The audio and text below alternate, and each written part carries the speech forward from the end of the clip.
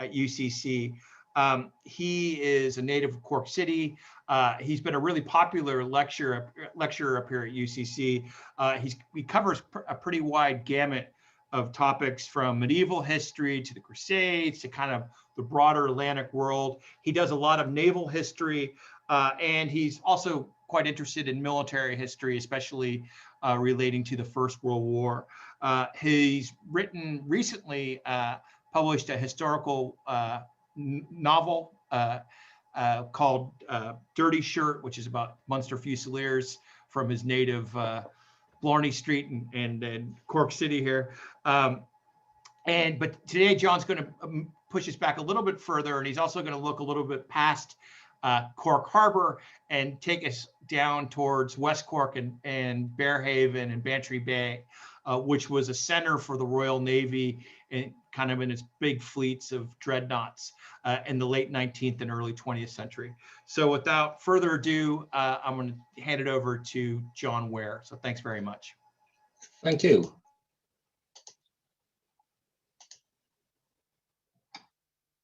All right. One brief bit of feedback. John, can you tell me if all good. It's up there. All right, I'll begin.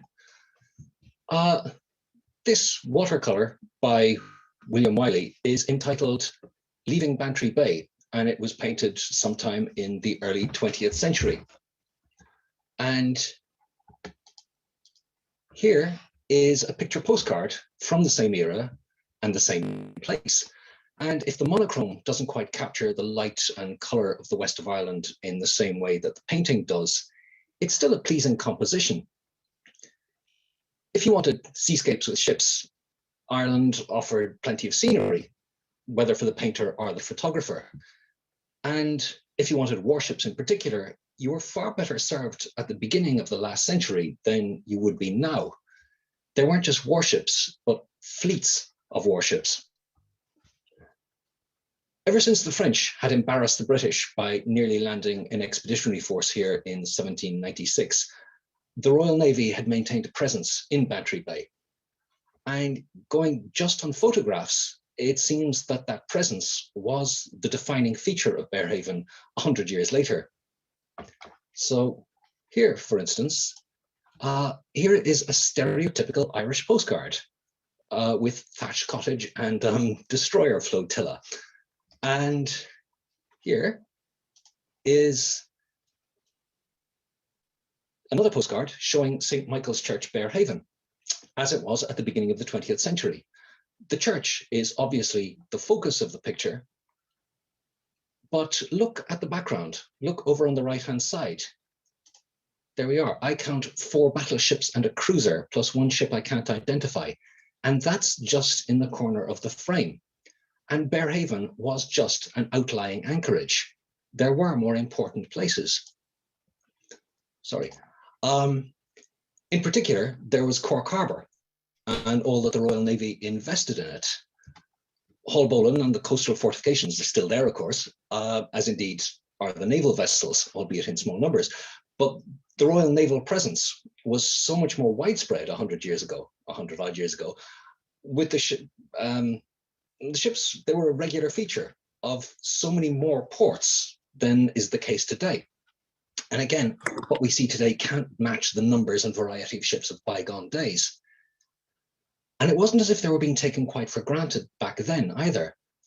The Royal Navy was an impressively large and most visible institution in its heyday.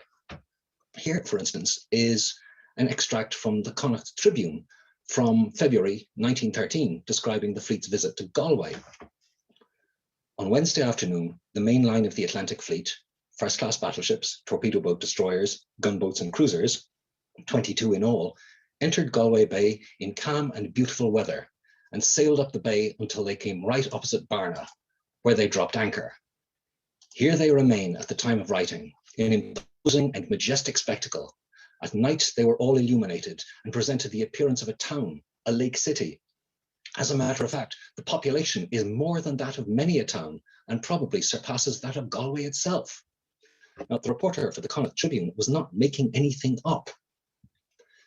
Going back to Bantry Bay for the moment, Consider that the population of Castletownbere in 1914, according to the Postal Directory, was 986 souls. And consider that the battle cruiser HMS Tiger, which was being worked up there that summer, had a complement of 1,121 men. That's 135 more people on the ship than there were in the town. And even much smaller ships, such as the ones in this picture, they would have had crews of 600 or more. So you can see why the movement of the fleet on its grand manoeuvres was always given serious attention in the West of Ireland newspapers, given what a single ship's company could inject into the local economy in just the briefest spell of shore leave.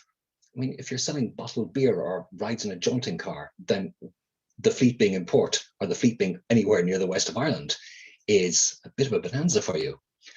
But it's the imposing and majestic spectacle mentioned by the Tribune that I want to look at for the moment. Warships were part of the scenery, but if Ireland's coastal scenery remains largely the same now as it did then, well, you just don't get ships like these anymore. And you can track the evolution of warships just by looking at pictures of Irish sea views. And that's what I want to do in this lecture, just to give you something of an appreciation for what was routinely on display in Irish waters when the Royal Navy was at its height. This is HMS Hawke in 1849, when the tall ships of the Nelson Checker were still the norm. I mentioned the date of this painting, 1849, because if you ignore the two little steamboats, this could almost come from a century earlier. The keel of the Hawke was laid in 1815 when Napoleon was overturning the peace of Europe, 30 years before this was painted. And even then, the basic design was already 70 years old. So the painting is really just an old-timey view of the harbour with nothing to date it too narrowly. But these ships were still afloat and indeed still in service well into the age of photography. So for me, at least, it's a little jarring to see a photograph of a 74-gun man of war in a setting that's so familiar to us and hardly seems to have changed down to our day. I mean, I wouldn't be at all surprised if that house in the foreground is still there now. The last of the wooden-hulled, three-masted ships of the line was launched in 1859. But even though they were already obsolete by then, they were kept in service because, well, they'd been bought and paid for. And obsolete warships tended to see out the last of their service somewhere they wouldn't get in the way or come to much harm. And that's why we see them on picture postcards. They became harbour guard ships, something of a seaside fixture. This is HMS Triumph, built in 1870 and the guard ship at Queenstown from 1890 to 1892. She's still boasting 3 fully rigged masts, but there is the obvious addition of a funnel. Ships were no longer at the mercy of wind and tide. And another big difference, which isn't so obvious in the photograph, Triumph was built not out of oak, but of iron. 6,750 tons of steam power and iron plate. What we're looking at here is the Industrial Revolution made manifest in Cork Harbour.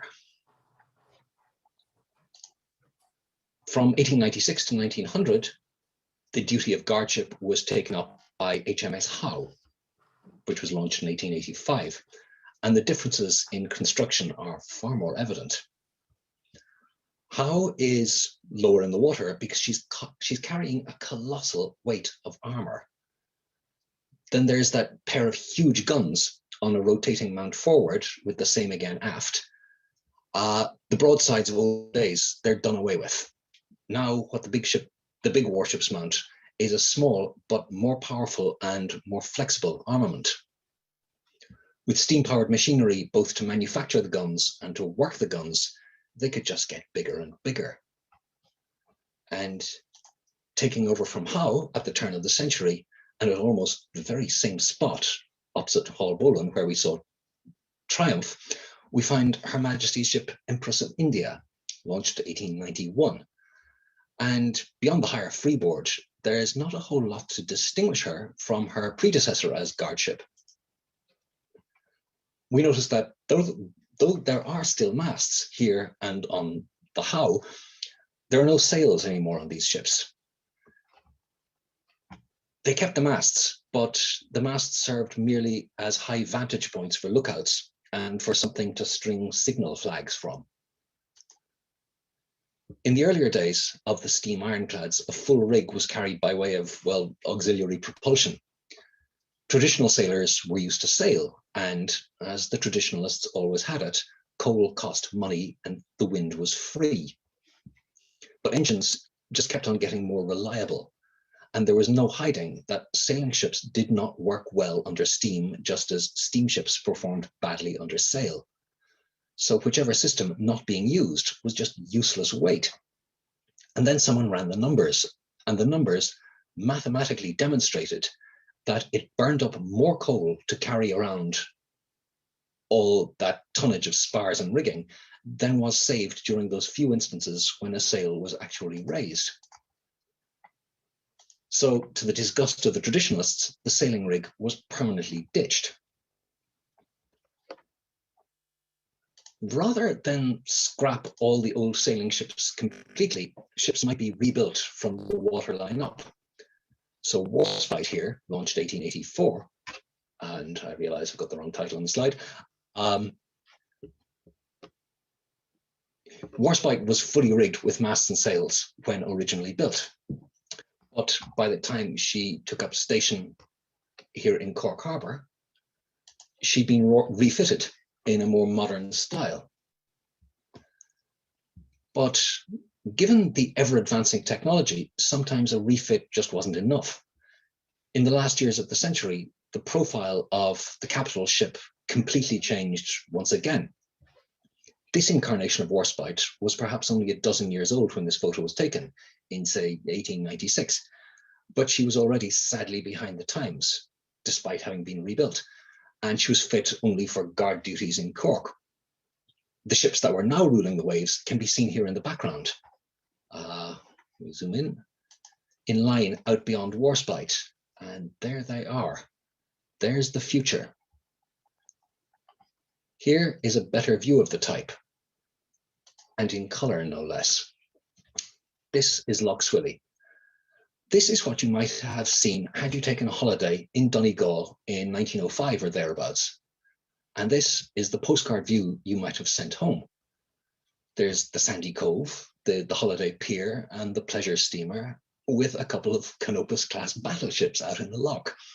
As I say, the big ships, they were all part of the scenery. And now, just to explain myself a little, we're going back to Bantry Bay on the deck of another Canopus-class battleship, HMS Ocean, on a sunny day, again in 1905 or thereabouts. And if you've ever wondered what distinguishes a battleship from all other types of warship, then wonder no more. These are what define a battleship. No, not the sailors, but what they're sitting on. The guns. Monstrous ship-killing guns. The biggest guns that could be mounted on an ocean-going vessel. These are what define battleships. And this is roughly the same view, but without sailors, from the forecastle of HMS Mars. These are 12-inch guns, which is to say that the internal diameter of the barrel is a foot across, and the guns are only going to get bigger. Back in Nelson's day, when guns were so much smaller and not particularly accurate, it was the speed of British gunnery that was considered a battle winner. And something of that belief persisted as the technology advanced through the following century. A high rate of fire was more important than accuracy, or even more important than safety for that matter. It's suspected in some quarters that the loss of 3 battle cruisers at Jutland, which by the way killed 90 Cork men in the space of a few hours, that was partly down to unsafe ammunition handling, it was thought, corners being cut for the sake of speed. And that, may also have been what was behind the disaster aboard the Mars in Bantry Bay in 1902. A cordite fire in the forward 12-inch turret, the one seen here, killed 11 men and injured a further 9, and that was pretty much everyone in the gun position.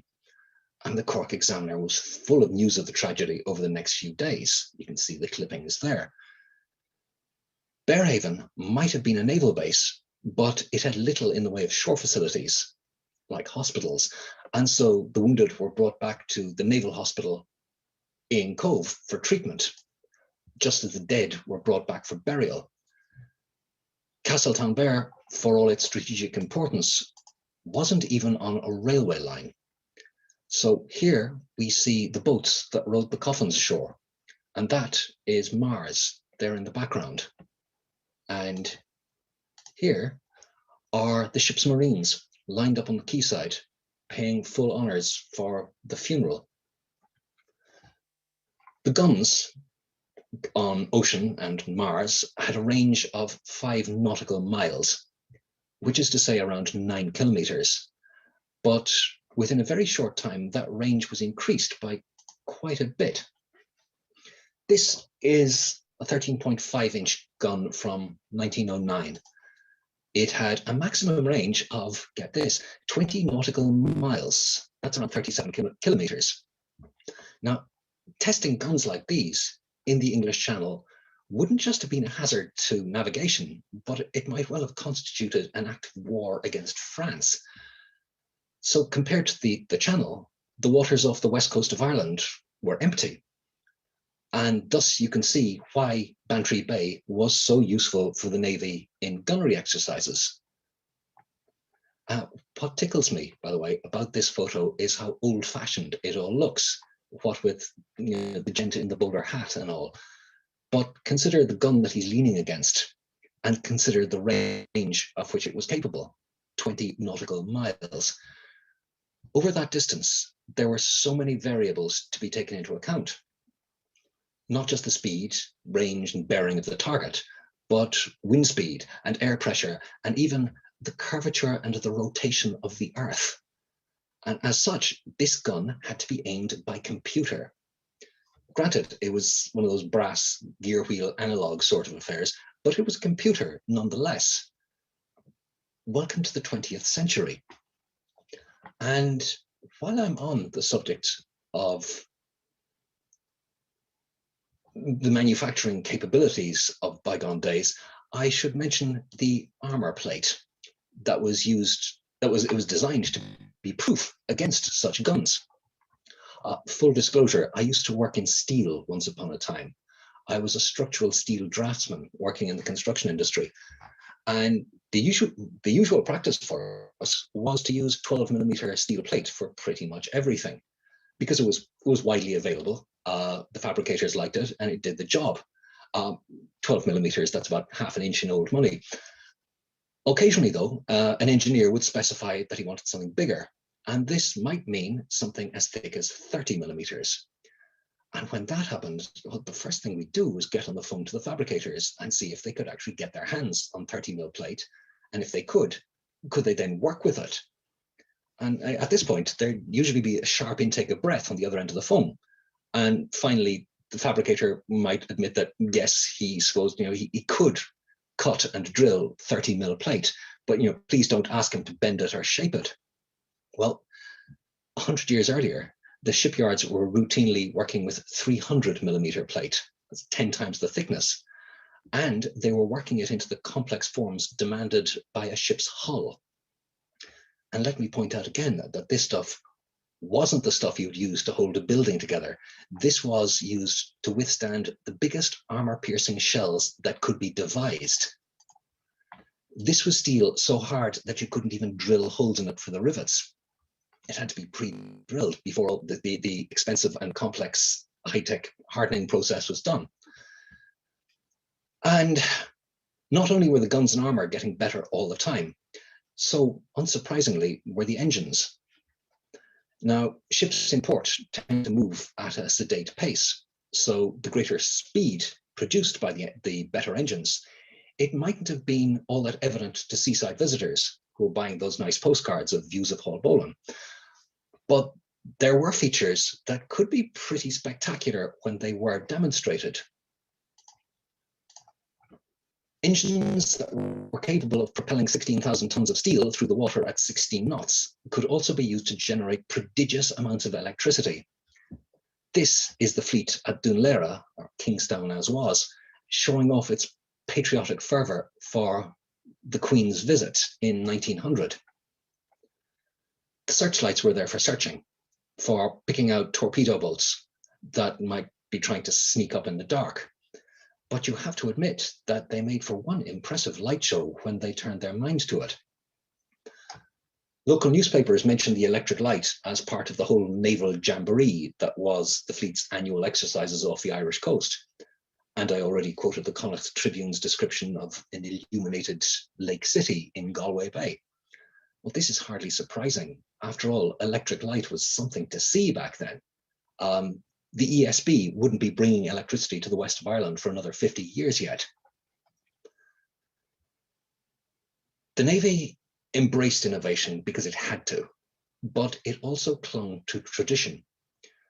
What had been good enough for Nelson was considered worth hanging on to. Witness, for instance, the fact that HMS Victory was kept as a working ship into the 20th century, and that the old timber men of war remained in service long after they'd outlived any tactical usefulness. So this is Kingstown in daylight. Not an electric light, not a steel plate or a puff of coal smoke to be seen. And that conservatism, the conservatism that kept these ships on station, was often evident in the personnel as much as in the ships. This, after all, was still a service that boys entered in their earliest teens and stayed in until extreme old age. The passage of time, the innovations of the outside world tended to pass them by. But in those personalities, there's still that electric dynamism too. And when I say personalities, I mean personalities. Take this fella, for instance. Now, the Irish gentry weren't quite as well represented in the Navy as they were in the Army, but there were a few notable Irish admirals, and they were very indicative of the Royal Navy in all its pomp. So in 1905, a century after Trafalgar, that proud son of Waterford, Admiral Lord Charles de la Pere Beresford, Charlie B to those that knew him, he was in command of the home fleet when the Russians, on their way to fight the Japanese, caused an international incident by mistakenly firing on a British fishing fleet. And while the diplomats argued, the Royal Navy was sent to shadow the Russians. All the way south through the Bay of Biscay, as Beresford's ships effortlessly outmaneuvered and outpaced the Russian fleet, Charlie B declared that if it came to war, he would only engage the Russians with half his force, just to give the enemy a sporting chance.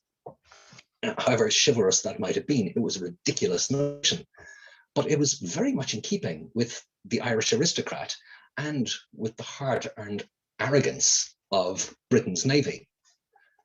Well, it never did come to shooting, and the Russians were allowed to proceed on their way to the Far East, where it is worth mentioning another highborn Irish naval officer.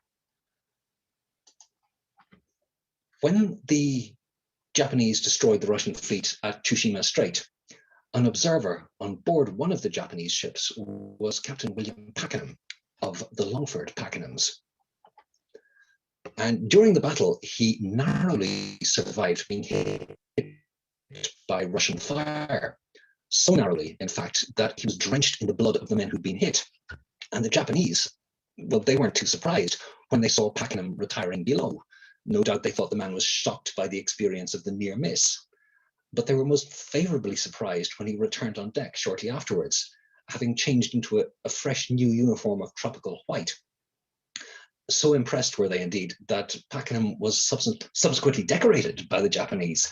And you know, if you can win the approval of the Imperial Japanese Navy with your etiquette and your cool courage, then you probably have nothing left to prove. By the way, the Japanese ships, they were British built. And back when the Japanese took delivery of them from the British yards, They made goodwill visits to several European ports, Cork being among them. And the Examiner records a dinner given by the Lord Mayor of Cork to the captain of the Asama in 1902. One wonders how that went. The paper does say, though, that the 300 visiting Japanese sailors made a very good impression in Cork. Certainly, as you'd expect, they showed great curiosity and much more decorum than the sailors Cork was more used to. But, you know, such a visit would attract notice even now. So just think of how it must all have seemed back when the world was so much wider. 300 Japanese sailors walking down Patrick Street in 1902. Anyway, back to Pakenham for a moment. His story, it's more than just anecdote. He does fit into the bigger historical picture. Pakenham's report from the Battle of Tsushima confirmed the British Admiralty's conviction that what mattered in battleship design was big guns and more of them. So a few months later, the keel was laid for the first of the new breed of battleship, which was launched in record time the following year. And the year after that, in 1907, and now finally we're back in Irish waters again, this new ship was in Bantry Bay to test those big guns. This is the mention in the Cork Examiner. Dreadnought had arrived. Now, unless you know what you're looking at, there isn't a whole lot to see. At first glance, Dreadnought is just another battleship, albeit slightly larger and considerably more heavily armed. That's 10 big guns against the previous standard of 4. But Dreadnought changed everything. I mean, with its better engines and its massive main armament, it so utterly outclassed all the ships then afloat that it redefined what a battleship was. So for the next dozen years, battleships were simply categorized as dreadnoughts or pre-dreadnoughts. And the pre-dreadnoughts just weren't good enough anymore. This Canopus class pre-dreadnought in Donegal, it looked nice on a postcard, but henceforth such ships could appear on postcards because they were not taking their place with the battle fleet. When the war began, the battle fleet moved to Scapa Flow in the Orkney Islands. And although we have plenty of photos, we don't have much in the way of postcards. After all, being closer to the Arctic Circle than it was to the English Channel, Scapa Flow was few people's idea of a holiday destination. But the big ships did put in a last appearance on Lough Swilly during the war. In October 1914, somebody thought he saw periscope in the waters of the Great Scottish Anchorage. Now, there is no evidence that there ever was a U-boat, but the Royal Navy wasn't taking any chances. So here are the dreadnoughts of the Grand Fleet, which rather ignominiously were seeking refuge in Ireland while Scapa Flow was being made properly submarine-proof. There are no holiday crowds to be seen here. Everything is austerely wartime, and unlike the whites and yellows of peacetime, the color scheme here is battleship grey. And by way of yet another digression, it was partly in consequence of this big skedaddle from the Orkneys that the Navy lost its first dreadnought. Audacious. Audacious sank after hitting a mine off the Donegal coast. She sank through poor damage control. For propaganda reasons, the sinking wasn't officially reported until the end of the war, which was rather pointless, seeing as it all happened in full view of a passing transatlantic liner, the Olympic, sister ship of the Titanic, by the way, whose American passengers, they were all snapping away with their box brownies, and they were hardly subject to Admiralty directives or British censorship. So the sinking of the Audacious was possibly the worst kept secret of the naval campaign.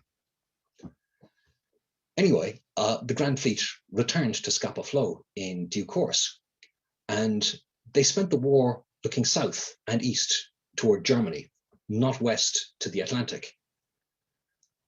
So few battleships would be seen in the outlying Irish bases. The North Sea was the real theatre of operations. In the Atlantic and the western approaches, the Germans fought the war by way of submarines, against which a battleship was not much use at all. So down in Cork, it's no longer the big ships. These were what the situation called for in 1918. These are submarine chasers in Passage West. And not only are these little wooden-hulled motorboats a far cry from the great battleships, these aren't even British. These belonged to the United States Navy, and so, for that matter, did the future of naval power. So the day of the big ships is over, even by the time the treaty ports were handed over. The big ships they were done with. Most of the Grand Fleet had been scrapped in the 1920s.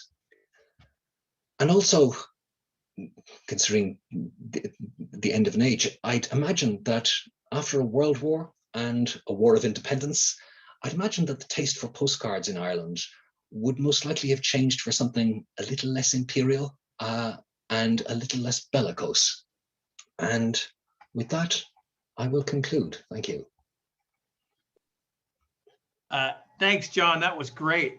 What a it was kind of a tour de force, and the imagery was fantastic. Kind of you to say so. Oh no, it's great. No, I always tell people my dad was trained in U.S. Coastal artillery, and he spent World War II in protecting Pearl Harbor with 16-inch guns that could shoot a shell the size of the weight of a Volkswagen Beetle, 2,000-pound shell, 25 miles.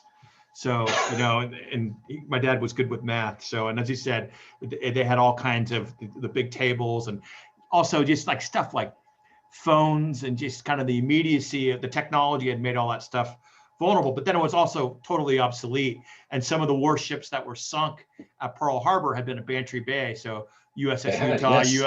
USS Oklahoma. And so anyway, I digress. But that was great. There's a couple questions about kind of that fire control stuff and those early computers and that kind of leap forward. I mean, you can really see it if you go to Fort Camden. The guns there are kind of 1870s, 1880s. They shoot about 3 or 4 or 5 miles. And then if you go over to Spike, you get kind of 3 or 5 inch guns that could shoot about 7 or 8 miles that are totally modern. And just that difference of 20 years is kind of massive. So can you talk a little bit about that kind of early computers that you mentioned? I actually know precious little about those computers, beyond that they weren't as good as they could have been. It was realized that a midshipman in gunnery control could not do the calculus, so a machine had to do it for him. And somebody who knew somebody in the Admiralty, a retired naval officer, said, well, I've got a machine. And an academic who had built a proper computer was ignored because he didn't have Admiralty contacts. So when they went to war, the Germans had better computers. That's pretty much all I know. But you are looking at an analog machine that did very impressive calculus in very short order. And it was all very 20th century because it's all connected by telephone from the observers up in the mast to gunnery control through the gun positions. And at the same time as you've got this, you've got all the brass polish and the varnished decks and the wing collars of the 19th century. It's very much a transitory point in history, although I suppose you could say that about any point in history, but there you've got such a congruence of the old-fashioned and the ultra-modern right there in the fleet. Yeah, it's wild because, and some of the imagery you had too, like the idea of like the thatched cottage, but then you have people who are not necessarily in Bearhaven, but in Cove and what have you, going by train and going down to these piers that become these popular destinations because it's easy to travel and take your bikes, or it's like the industrial world meets the kind of the mid 19th century, and then you have these big huge technological things on display. It's wild that the dichotomy there. Absolutely. It fascinates me. And as I hope I came across, and yes, that photo of Bantry Bay of the thatched cottage with the destroyer flotilla, I try and sneak that into almost every presentation I give because it's a delight. Yeah, if there are any questions, use the chat function, please. We got about 10 more minutes. So John, as you said, Bearhaven was used more as like an anchorage rather than a base. So can you just explain Correct. How it's, explain how it was used? Looking at the shore facilities, what you've got is enough flat ground for a football pitch, which you'd find at any British military or naval installation, and stores, but that was it. There was it was just a place to drop anchor. So it wasn't even on a railway line. There was no naval hospital there. There were defenses similar to what you'd find at Spike, but it really was just, you know, a gun on a concrete platform. It was called by the paper at the time. Yeah. At the time, it was called the Irish Gibraltar, but it was far from it. The real base then, as now, was Cork, where you've got the deep water anchorage, a mud bottom, a naval officer telling me, where the anchors won't drag, and a very easily defendable entrance. You know, you've got the guns, you've got the torpedo tubes, and then there's the fort on Spike Island covering those. It's all mutually interlocked and what have you. So Cork was it. The west of Ireland was just a very useful gunnery range. Yeah, I mean, like and you have a dry dock at Haulbowline. You have naval stores from the early 19th century, and like I'd encourage anybody who's really interested in the naval stuff at the harbor to read Dara Brunicardi's work, because he's got a lot of it. I mean, but it's this idea of yeah, it's like Bantry Bay is almost like a forward operating place from Cove when it is, but I hadn't even factored in the idea that it's the gunnery, it's that you could shoot west into the open sea. I hadn't even factored that in before. Yeah. So were most of this gunnery tours, were they going on in the summer? Do you know? They were going on all the time, I gather. For instance, the Mars incident, which I mentioned, which I only discovered a couple of weeks ago when I was going through the old newspapers, that happened in February. But the great fleet maneuvers, they'd be happening in summer. But yeah, I gather that whenever a ship was ready for gunnery trials, it didn't matter what time of year, it went out into the Atlantic and let fly. When the fleet was there, the fleet did gunnery exercises, again, just looking at newspaper reports, because they talk about the searchlight displays, they talk about the boom of guns way out beyond the horizon. And it was one of the summer sights. It was, you know, something for the calendar, the economic and social calendar, because you had all these, well, for the upper classes in the west of Ireland, you had all these Protestant young officers who were coming ashore. And for anybody who's selling anything, you've got thousands and thousands of men who are getting a chance to stretch their legs. So of course, yeah, it was a big deal out in the West.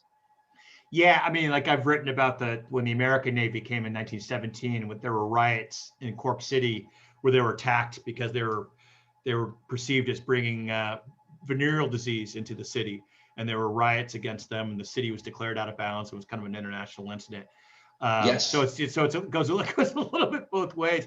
I mean, and again, John, I like that idea of I hadn't heard of the Japanese ship visiting. I know that there was kind of a well-received one. A German ship came in like 1910 or 1911, and I think one of the German midshipmen might have pulled somebody out of the river and was given a medal, and they might have had a big banquet for the German naval cadets. So you have those kind of visitations, and the Irish are a little bit more pro-German than you probably see in Portsmouth or, you know, yes. Dover. Yes, indeed. No, I hadn't heard of the German one, and certainly I was just looking up things concerning Tsushima, and they mentioned that I knew that the ships were all British built, but they had visited Cork, a couple of them, and the idea of, I mean, this is when my grandparents were little, and I don't know, 300 young fellas from, and they were described as all being very young, but from Japan in Cork in 1902. Just wandering around sightseeing. It's remarkable. It's not the Cork that my grandparents spoke of. Yeah, the other one I came across was when the Americans came in 1917. They were segregated, so the crews were all white, but they had African Americans in the mess, and also Filipinos, because the Philippines was an American colony. And so one of these IRA veterans was talking about how the Filipinos were really interested in Sinn Féin. They're really interested in what was going on and the Easter Rising. They couldn't hear enough about it because they were Filipino nationalists, and they were like kind of rubbing their hands together.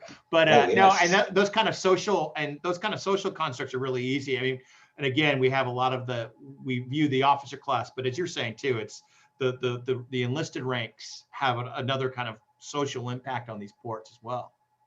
Very much so, yes. What was another question? Oh, the other thing, I love the thing about the searchlights. Like I hadn't even factored, like, explain why they use searchlights on these ships. Initially, they were there because they could generate electricity. They were used as an aid to gunnery when the guns were fairly short range, but then torpedo boats arrived. And for a torpedo boat that cost a few thousand, you could sink a battleship that cost a few million. Mm-hmm. So the only way to find one of the defenses against torpedo boats was just spot them in time and then drench them with fire. So the great big electric lights were introduced.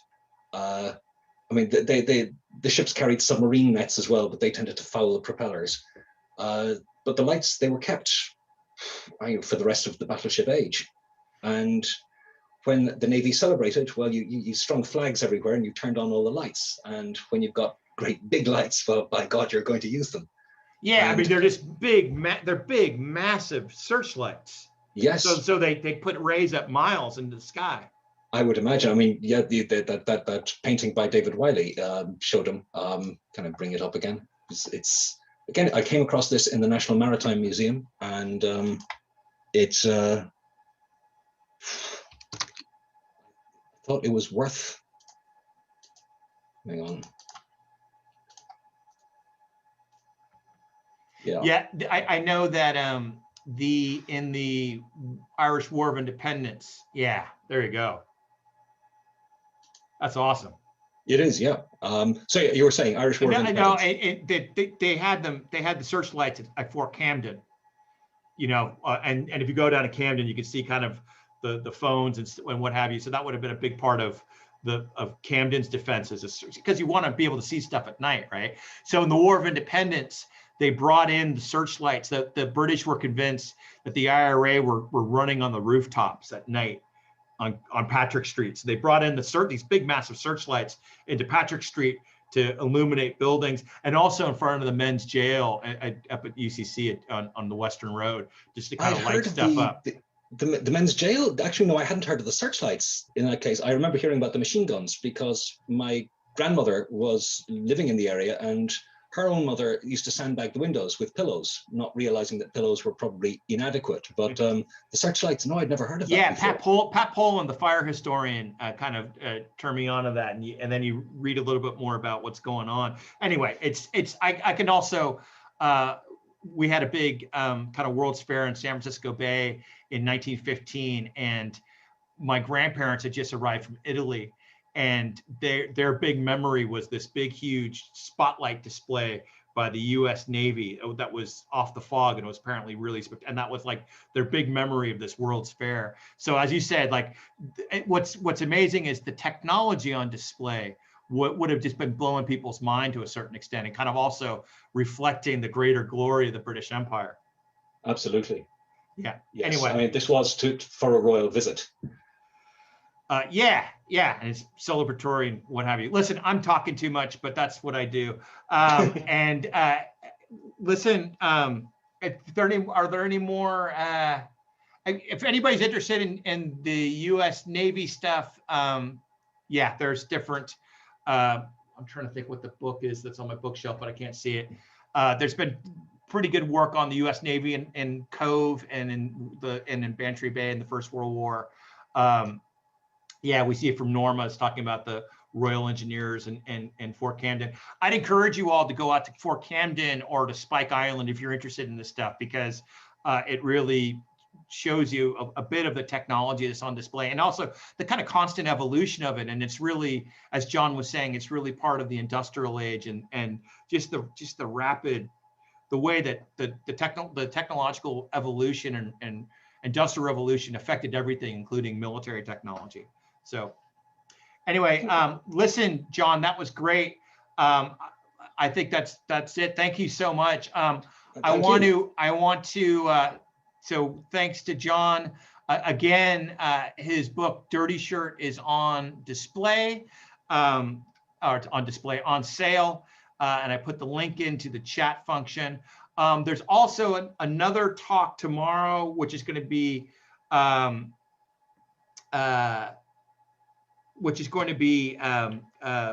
by the Nano Nagel Place with Christina Decker. It's on Mary Delaney and the Irish Sea, and that'll be followed by a discussion with Professor Claire Conley of the UCC School of English and Dr. Gillian O'Brien.